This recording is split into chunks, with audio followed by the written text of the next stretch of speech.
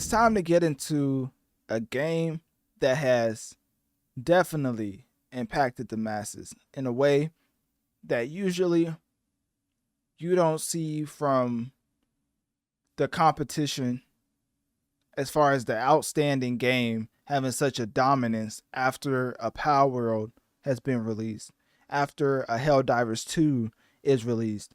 You would think that is harder to crack into just the top tier selling games when those games are already having a lot of people consumed in its immersive world, right?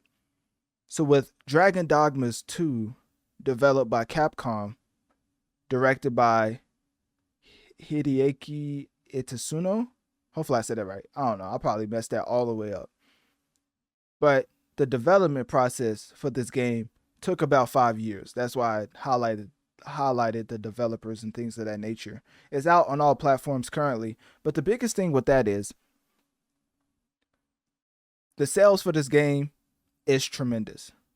Top selling game currently on PlayStation, top selling game currently on Xbox, and as far as PC, is top 10 with 72,000 players currently, with the overall peak being, let me see if I can find it. Yeah, with the overall, well, this is a 24-hour peak being 131,000. So when you get into that, Dragon's Dogma 2 obviously isn't just the biggest game ever, as Power World, Helldivers 2. I mean, Helldivers 2 is still top 4 as far as best selling on PC.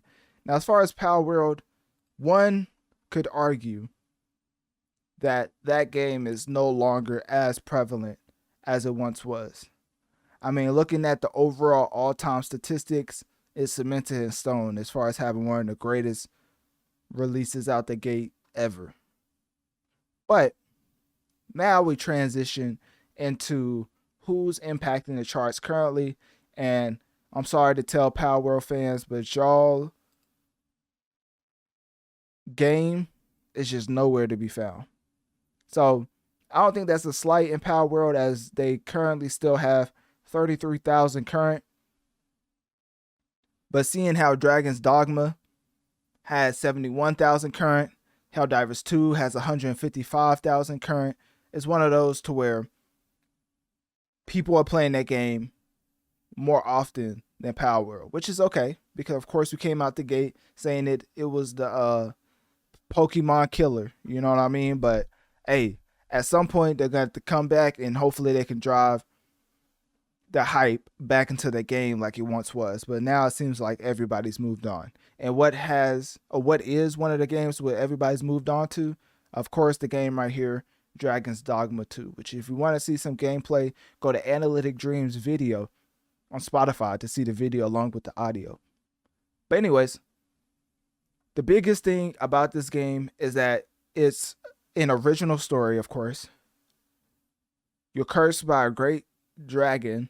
Arisen, chosen to face the dragon, involves a party of heroes, pawns, and geopolitical conflicts. Basically, the pawns you can have in this game, I think, is the biggest X factor in the excitement that people have. I mean, I literally saw somebody having a whole Kanye, and yes, Kanye West pawn in this game. And if you don't believe me, hold on, let me make sure if I can pull this up, because I didn't even think I was going to have to pull this up, because I forgot about this. Dragon's Dogma 2. Because there's so many different creative options they give you in making your character in Dragon's Dogma, that now, when somebody comes with a whole rendition of Kanye West, you can actually use him as a part of your party in the game. And this is what he looks like. Shout out to TBH, you know, the GOAT of content creation. But here is him showcasing basically a pawn and Kanye West. And the way that it works is it's like pawn codes for these specific pawns that people create.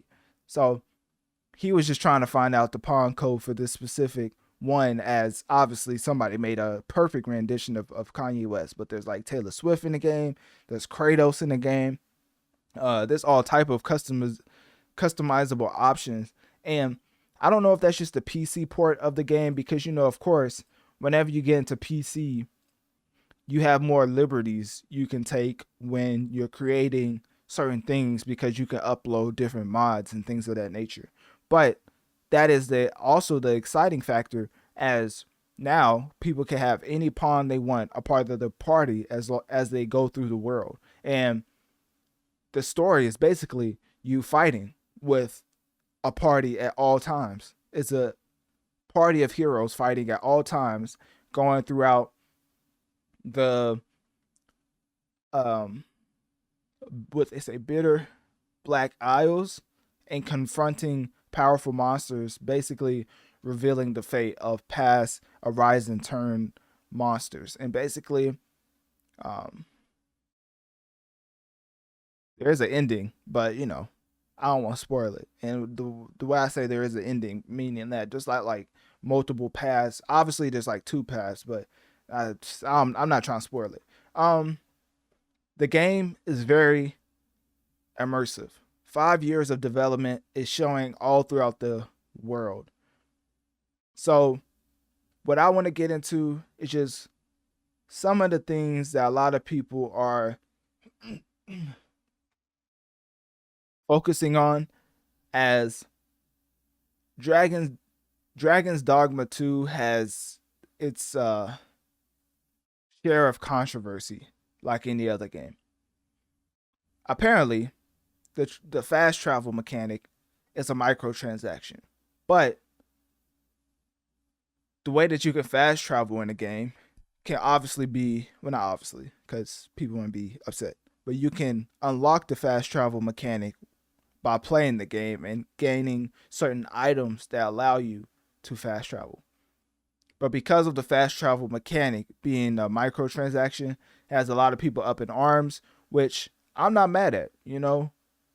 If you can earn something in game, but it's also a microtransaction, I'm not mad at people pointing out the microtransaction, because why is it there in the first place if you can get it or earn it in game? Maybe you're trying to capitalize off of people not wanting to play the game and buy the microtransaction, which is the fast travel. And so to that, I say, if you haven't played the game, it's only so much vitriol you can have towards a video game for having microtransactions. But if you have played the game, seems like those people aren't really upset with the microtransactions, because they're easily attainable by playing the game. So the controversy with Dragon's Dogma 2 that released March 22nd, so it's still a fresh, brand new game in retrospect, is seemingly only coming from people who haven't played the game, which is interesting, because it seems like the microtransactions was there in the first place for people who don't really want to play the game to gain certain perks, right? So that's the biggest thing I wanted to touch on. Nothing really too much to get into. At the end of the day, Dragon's Dogma is selling tremendously. Granted, it just came out like 7, 8 days ago. But with it being in top 10 of PlayStation, it being top 10 Xbox, not even top 10, number 1 Xbox, number 1 on PlayStation, top 10 on PC Steam charts, it's one of those impacting games out the gate. And I don't want to dog on any other games. We may be touching on it in this episode. But let's say some other games came out around the same time and seems to be struggling to sell as well as a Dragon's Dogma is doing right now.